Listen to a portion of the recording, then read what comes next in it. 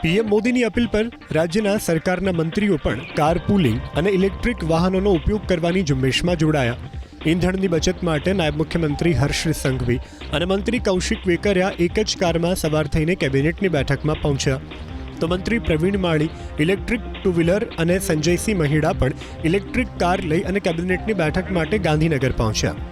ઈંધણની બચત અંગે નાયબ મુખ્યમંત્રી હર્ષ સંઘવીએ પ્રતિક્રિયા આપી કે પીએમની અપીલને લઈ મુખ્યમંત્રી અને મંત્રીઓએ પાયલોટિંગ ઓછું કર્યું છે.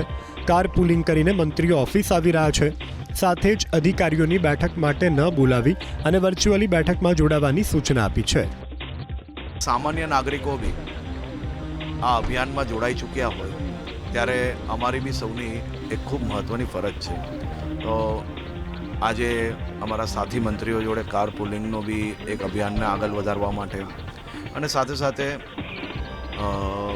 સંપૂર્ણ સુરક્ષાના વિષયો જ્યાર સુધી ધ્યાનમાં રાખીને એના સિવાયનું વધારાની જે કોઈ વ્યવસ્થાઓ છે એને મુક્ત કરવામાં આવી છે અને વધુ ગાડીઓનો કાફલો અને એ બધી જ વસ્તુઓને મુક્ત કરવામાં આવ્યો છે.